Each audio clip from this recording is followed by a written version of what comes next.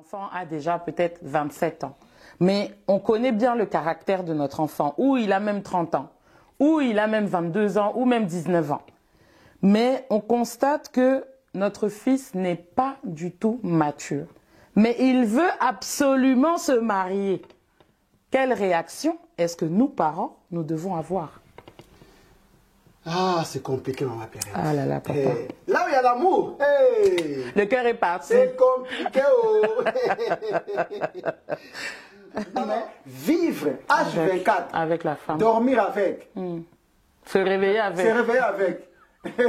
Faire des enfants. Supporter les enfants. Aller de côté. Il veut pas.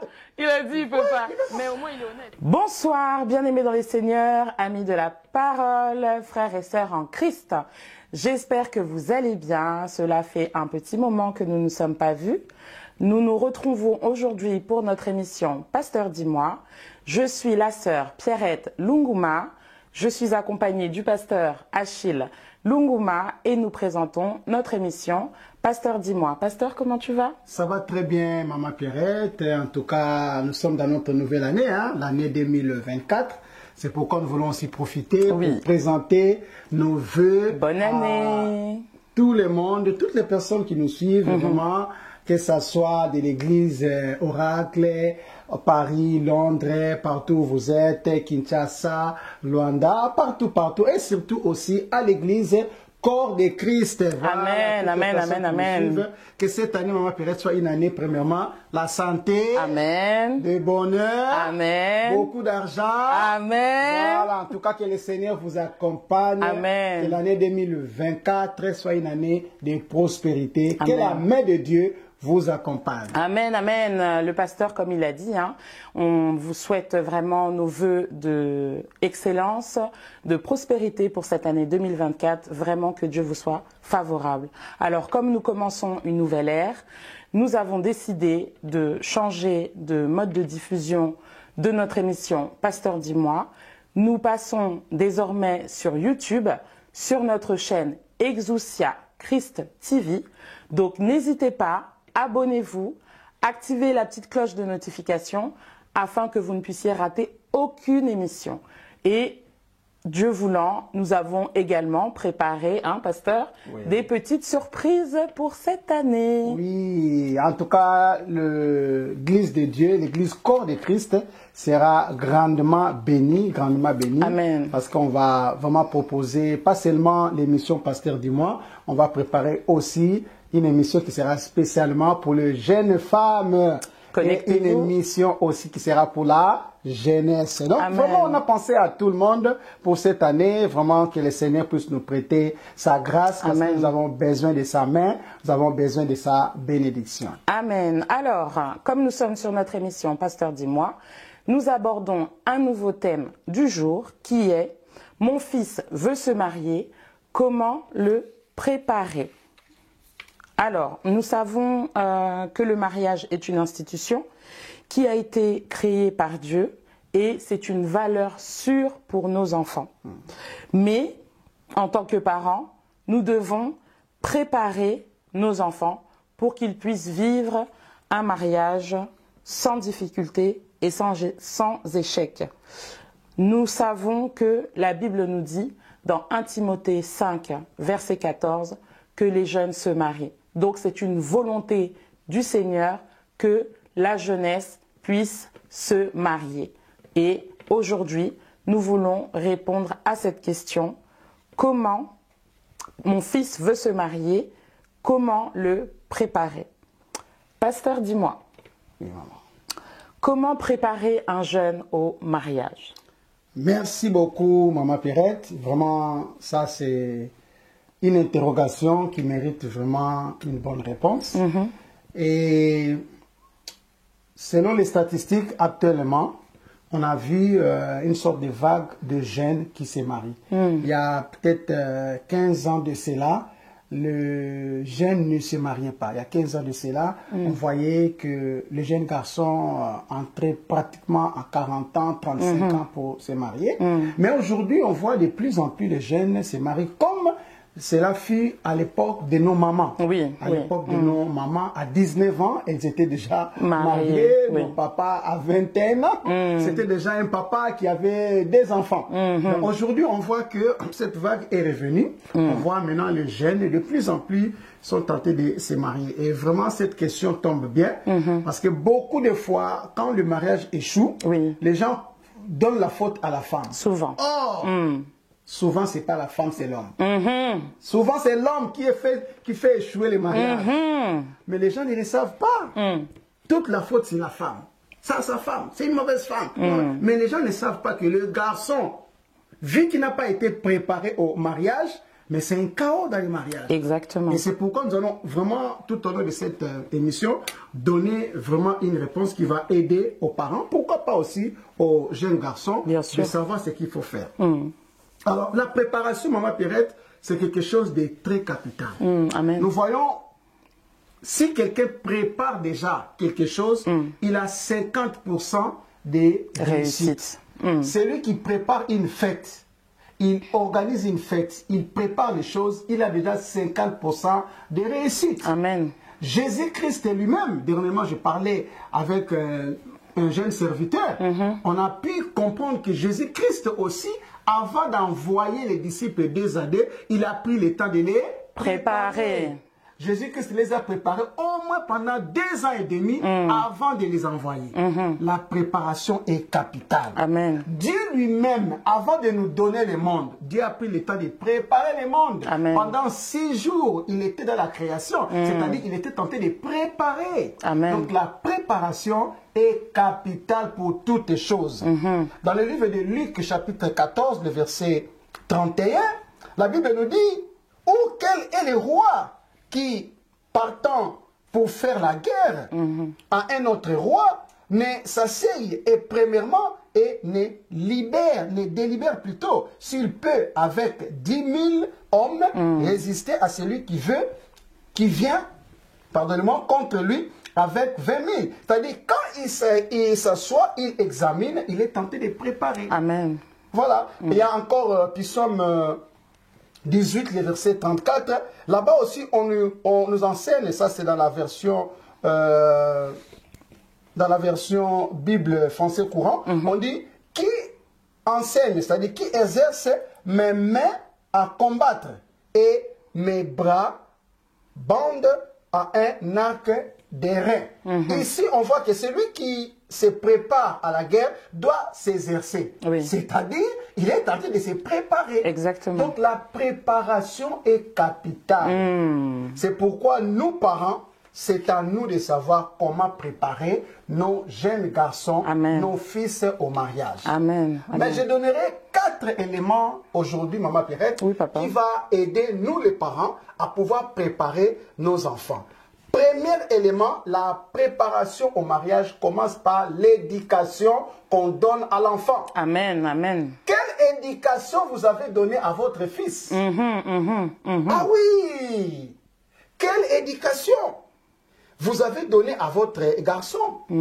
Parce que l'homme n'est que le fruit de son éducation. Amen. Ah oui, un homme impoli, même dans le travail, il sera impoli. Même dans son mariage, il sera impoli. Amen. Et l'éducation ici, ce sont des valeurs qu'on transmet à l'enfant. Amen. De bonnes valeurs qu'on est tenté de transmettre à l'enfant. Qu'il soit fille ou garçon, à un certain niveau, on donne un peu la même base d'éducation. La politesse, comment être propre, l'hygiène corporelle, tous ces genres de choses. Parce qu'aujourd'hui, on a des hommes qui n'aiment pas se laver. Ah mais oui, si vous demandez à sa maman, on va dire, oh, il faut l'envoyer. Il faut l'envoyer. C'est difficile pour lui pour aller se laver. Voilà.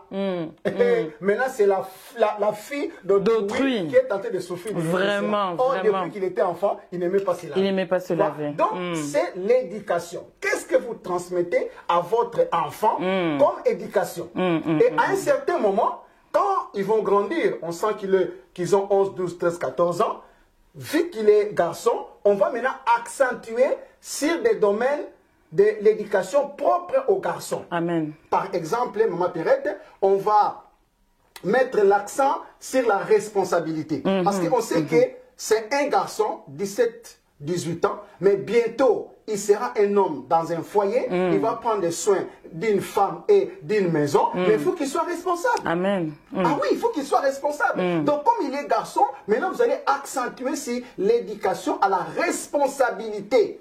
Vous devez les responsabiliser.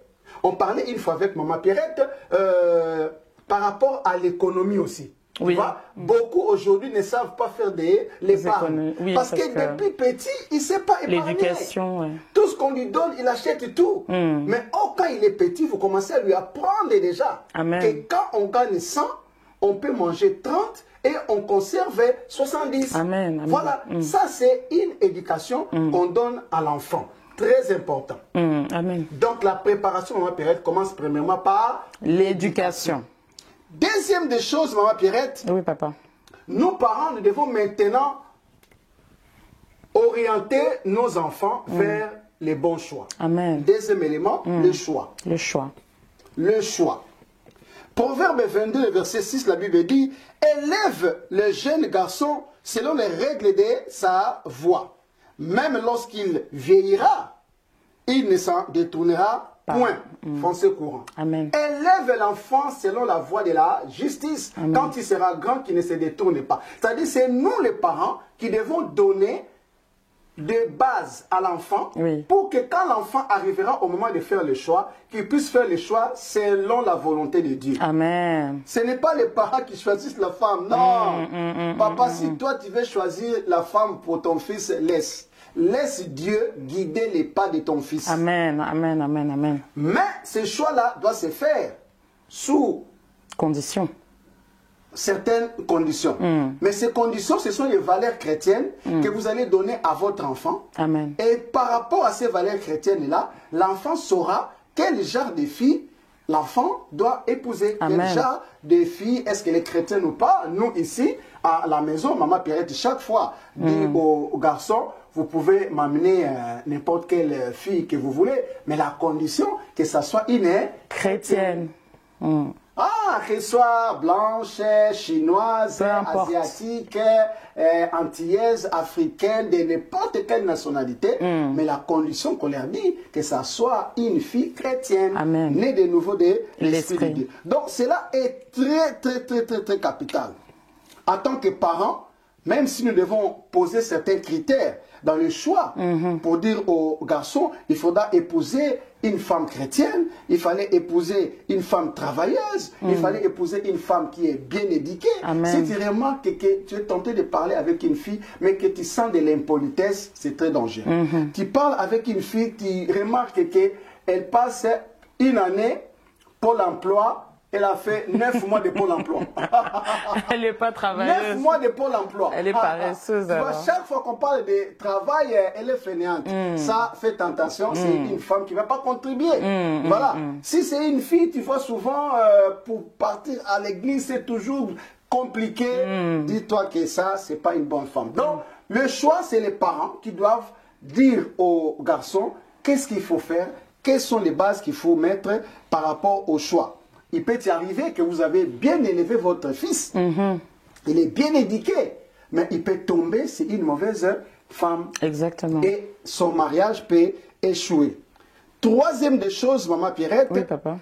Nous, parents, je parle, toi, père, parce que c'est toi qui es l'image masculine dans votre foyer. Oui. Le père doit partager son expérience. Le partage de l'expérience. Troisième des choses. Le père doit parler à son fils. Et dit, mon fils, tu vois les mariages, c'est pas facile. Moi, avec votre maman, ne voyez pas souvent quand on rit, mais il y a des fois aussi, ça ne marche pas. Il y a des fois aussi, on n'est pas d'accord. Il y a des fois aussi, limite, qu'on se sépare. Oui, ça arrive dans les mariages. Tu vois ceci, tu vois. Donc, le père partage son expérience du mariage avec son fils. Amen, amen, amen. Mais si tu es un père qui a une mauvaise expérience, je ne vois pas qu'est-ce qu'il va transmettre à son fils. Au contraire, il va toujours lui dire des choses négatives. Comment tu vas transmettre cela à ton fils? C'est pourquoi il est très important d'être modèle. Amen, amen, exactement. Donc, troisième des choses, Maman Pierrette, il faut transmettre, n'est-ce pas, nos expériences. Toi, en tant que père. Mais la maman aussi, peut transmettre à son fils l'expérience en tant que maman. Oui. Peut dire, mon fils, tu vois, nous les femmes, voilà ce que nous on aime. Ceci, on aime ceci, on aime ceci, voilà.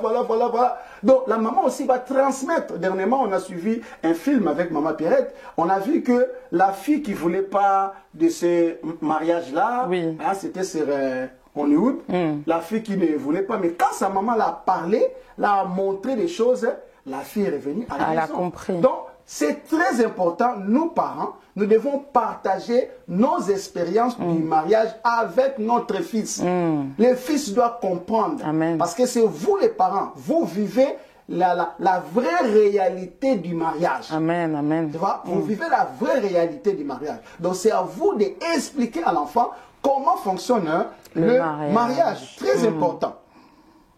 Dans Tite chapitre 2, le verset 3 à 4, la Bible nous dit que la femme sage, c'est-à-dire une femme plus âgée, a comme mission d'instruire les jeunes femmes. C'est là, Dieu voulait tout simplement accentuer pour dire que ceux qui sont expérimentés dans un certain domaine doivent transmettre l'expérience à ceux qui viennent d'arriver.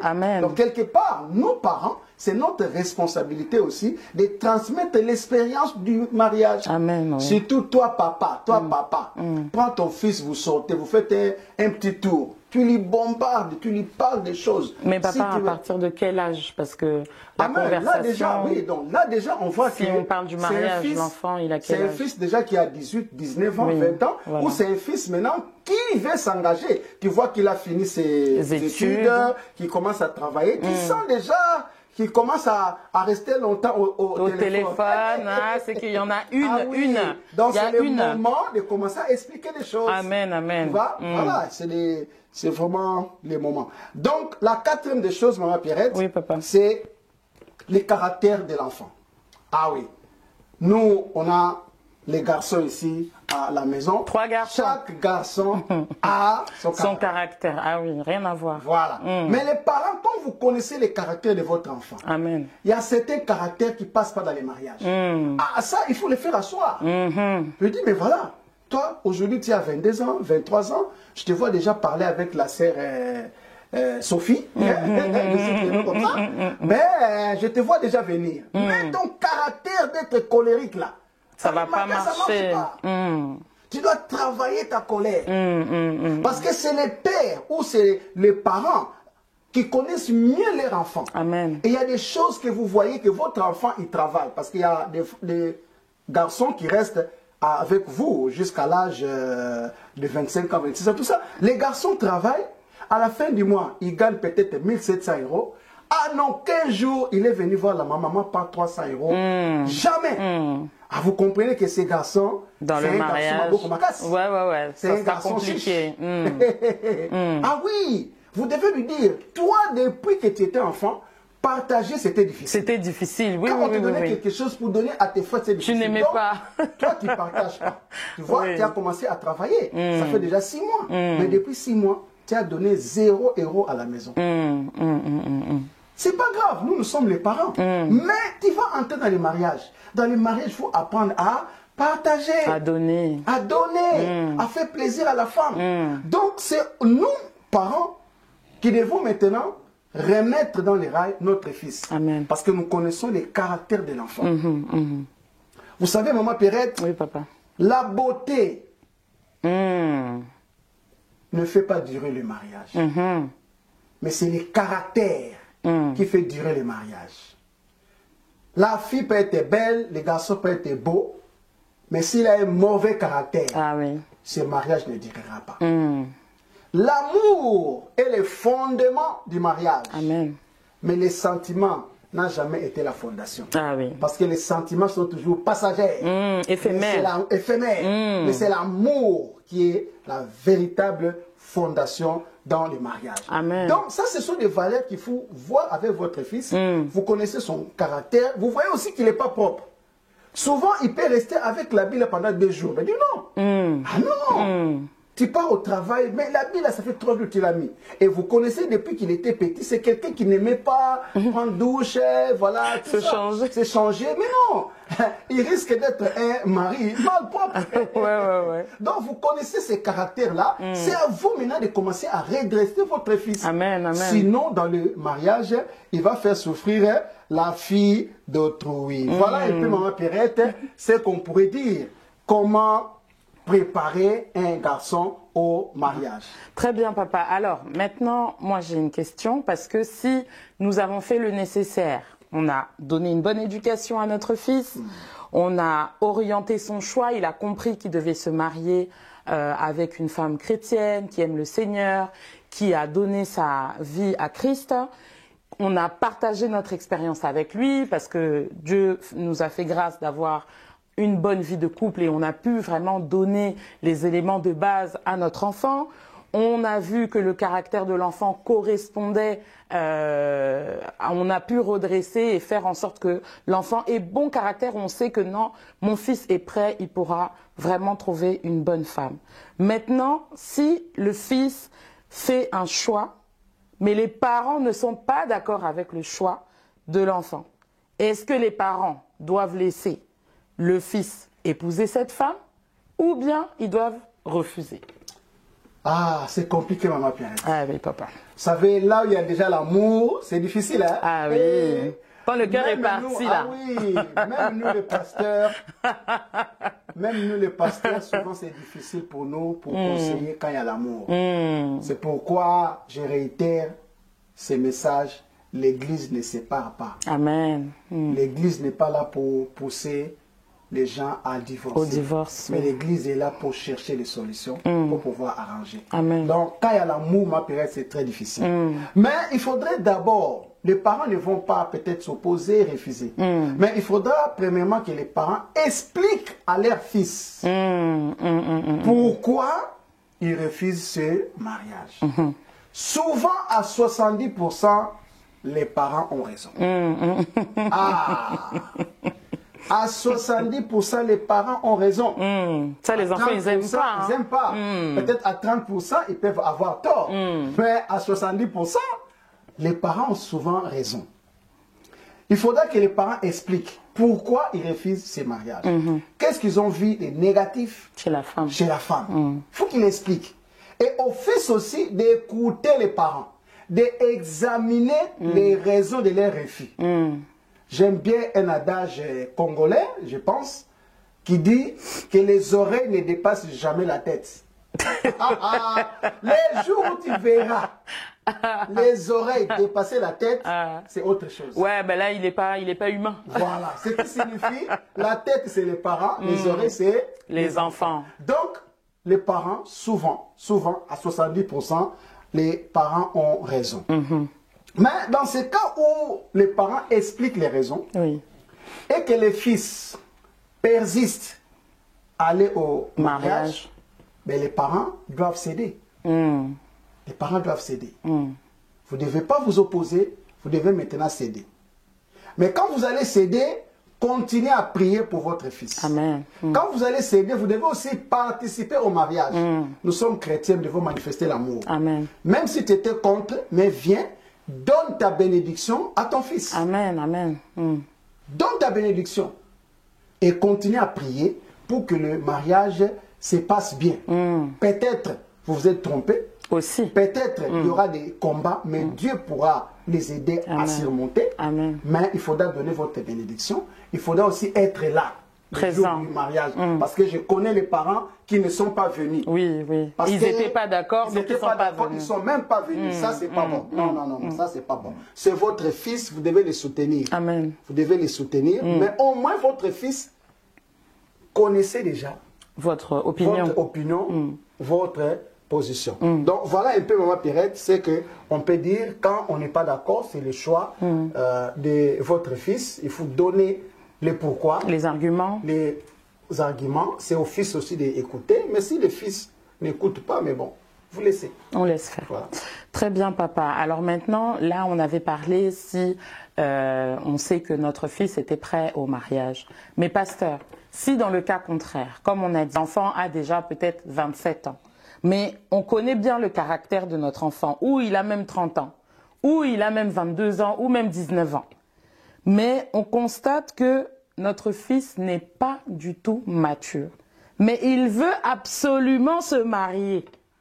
Quelle réaction est-ce que nous, parents, nous devons avoir? Ah, c'est compliqué, maman Pérez. Ah là là, papa. Hey. Là où il y a l'amour, hey. Le cœur est parti. C'est compliqué. Oh. Alors, je vais commencer ma réponse par une petite histoire qui se passe dans un village. C'est une histoire qu'il ne faut pas copier. Hein? C'est un peu la leçon de cette histoire. C'est un enfant qui veut se marier, qui veut voir son père, qui dit, papa, voilà, moi je suis devenu déjà grand, je sais chasser, je sais faire la pêche, j'ai construit ma petite maison, hein? Maintenant je veux me marier. Mais le papa savait que son fils n'était pas mature. Donc le père dit, bon mon fils c'est pas grave, mais vu que tu ne connais pas comment fonctionne une femme, je veux louer les services d'une femme pendant 1 ou 2 mois pour que tu puisses apprendre la femme. Et après, on verra quand est-ce qu'on va aller épouser la dite femme. Et pendant 1 mois, le père a payé les services d'une femme. 1 mois est fini, le père demande au fils, faut-il que je renouvelle le contrat de la femme? Non, papa, c'est bon, tu peux la libérer. Okay. 2 jours après, le père dit, ben, maintenant c'est bon. C'est qui la femme? Est-ce qu'on peut aller l'épouser? Le fils dit, non papa, on attend un peu encore. Parce que souvent, les jeunes veulent se marier pour de mauvaises raisons. Oui, oui. Pour de mauvaises raisons. Voilà. Et on connaît la raison principale, c'est la chair qui brille. Ça bouillonne. Mais ceux qui sont dans le mariage aussi, c'est pas tous les jours. C'est corvée même pour certains. C'est pas tous les jours. Donc souvent, certains se marient pour de mauvaises raisons.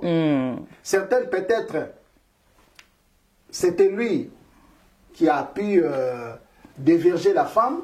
Donc du coup, pour honorer son engagement, pour montrer qu'il est homme, il insiste pour marier la femme. Certains aussi parce qu'il a engrossé la femme. Oui. Tu vois? Je l'avais déjà dit une fois, engrosser une fille, tu n'es pas dans l'obligation de la marier. L'épouser, ouais. Ah, beaucoup ne vont pas être d'accord avec moi, mais j'aimerais le dire clairement. Engrosser une fille, tu n'es pas dans l'obligation de la marier. Peut-être c'était un coup d'un soir, mais la femme de la vie, c'est la femme qu'on va mourir avec. Amen. C'est la femme qu'on va faire des enfants, on va faire des gros projets. Tu resteras à côté de cette femme toute ta vie. Mais quand les parents sentent que l'enfant n'est pas mature, mais les parents doivent faire asseoir l'enfant. Là maintenant nous revenons sur l'expérience. Les parents doivent expliquer à l'enfant que le mariage que tu vois là, c'est pas rose tous les jours. Il y a des fois ici, il y a des choses qui vont se passer.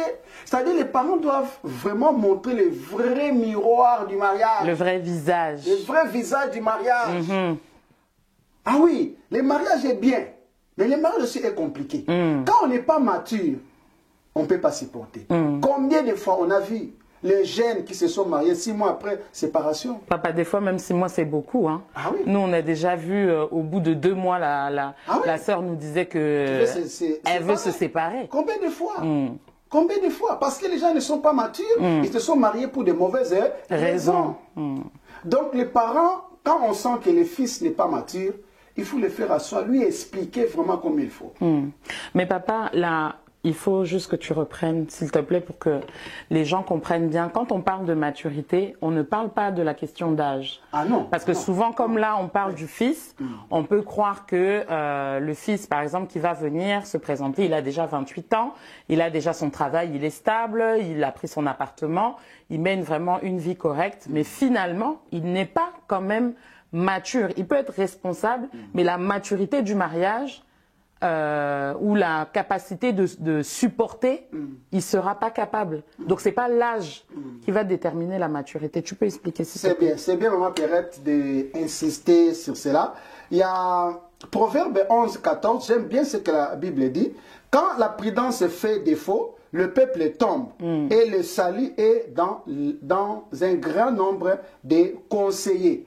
C'est-à-dire, pour être sauvé, il faut écouter beaucoup d'autres personnes. Ce qui veut dire, là, les fils qui n'écoutent pas les conseils, ben, ça sera difficile. Oui. La maturité, comme Maman Perrette l'a dit, c'est pas l'âge. C'est pas parce que tu travailles, tu as un emploi, tu peux être un bon travailleur, mais tu peux être aussi un mauvais mari à la maison. Amen. C'est pourquoi c'est les parents qui connaissent bien leur enfant. Ils voient que cet enfant, un homme qui m'a dit clairement, c'est un grand professeur, quelqu'un qui travaille, qui a son appartement, qui a tout, qui m'a dit que lui, il ne peut pas rester avec une femme. Pourtant, il a des copines, mais vivre H24, avec la femme, dormir avec, se réveiller avec, faire des enfants, supporter les enfants, aller de côté. Il ne peut pas. Il a dit il peut pas. Mais au moins il est honnête. Ah oui. Tu vois? Donc il y a certaines personnes aussi comme ça. On sent l'immaturité, mais il veut se marier. Peut-être parce que c'est maintenant la mode en fait. Là, c'est marié. Ou bien il voit que son âge avance aussi. Oui, peut-être qu'il a peur, tout ça. Voilà. Mais quand les parents constatent que l'enfant n'est pas prêt, c'est aux parents de dire à l'enfant, prends encore le temps, travaille, c'est tel domaine. Vraiment, hein, donne-toi encore une année, 2 ans, et puis tu verras. Le mariage ne fuit jamais. Ça sera toujours là. Voilà un peu Maman Perrette. Très bien, papa. En tout cas, nous avons été grandement bénis par ce message. Pasteur, est-ce qu'il y a encore un mot à déclarer? Maman, comme mot de la fin, c'est vrai que cette grande question était importante parce que nous voyons maintenant aujourd'hui de plus en plus de jeunes qui se marient. C'est bien pour nous parce que, comme vous l'avez lu dans le livre de Timothée, où Dieu dit « Je veux que les jeunes se marient ». Donc, quelque part, c'est la volonté de Dieu. Mais on ne va pas laisser les jeunes comme ça tout seuls. C'est la responsabilité des parents, premièrement.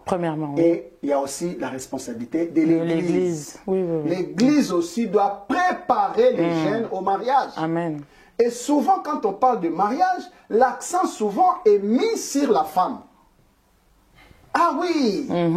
Et on voit aussi, on passe plus de temps à conseiller la femme, à préparer la femme, à savoir préparer, à savoir tenir la maison, à savoir faire ceci, ceci. Mais qu'est-ce qu'on dit aux jeunes garçons? Exactement. On lui dit rien du tout. Il va acheter sa costume, on va lui dire, tiens l'argent, tiens préparé l'argent. C'est argent en fait, quoi. Mais on ne le fait pas asseoir pour lui parler de sa responsabilité, comment prendre soin d'une femme, comment aimer, comment se comporter, tous ces genres de choses-là. Et moi, ça c'est vraiment un petit témoignage. Notre dernier fils qui a 4 ans nous dit, quand il sera grand, il va inviter une petite fille qui est dans sa classe, Raphaëla, il va l'inviter au restaurant et au cinéma. Quand il sera grand. Quand il sera grand. Mais c'est-à-dire l'enfant a copié, l'enfant a vu que les parents qui sont amoureux partent au restaurant, partent au cinéma. Amen. Tu vois? Et dernièrement encore, il m'a dit, quand je serai grand, je vais l'inviter dans ma maison, je vais lui acheter un bouquet de fleurs. Tu vois? À 4 ans, c'est des bonnes bases. Ça dit, on voit que ça sera un homme qui sera galant. Amen. Voilà, ça sera un homme qui sera comment chérir sa future épouse. Amen. Donc là, on voit qu'il y a des bonnes bases qui sont en train d'être posées. Donc cette responsabilité, chers parents, c'est à vous. C'est à vous de préparer votre jeune garçon. Prenez le temps de lui parler. Enlevez ces tabous-là. Enlevez les tabous. Parle à ton fils. Parle. Sinon, ça sera une sorte de bombe dans la maison d'une personne. Exactement. Tu vois? Vraiment. Et l'Église aussi a cette responsabilité, dans des réunions de jeunes, de commencer à parler de cela. Il n'y a pas un tabou. Voilà, Maman Pierrette, un peu le mot de la fin que nous avions à partager ensemble avec nos bien-aimés. Très bien, pasteur. Merci beaucoup. J'espère que vous avez été édifiés par ce merveilleux message et ce premier message de l'année 2024 sur notre émission Pasteur dis-moi. Comme je l'ai dit tout au début, n'hésitez pas à vous abonner sur notre chaîne Exousia Christ TV. Activez la cloche de notification afin que vous ne puissiez manquer aucune émission, plus les surprises qui arrivent sur les différents thèmes que nous aborderons pour l'année 2024. Soyez bénis, à bientôt. Bye bye. Bye bye.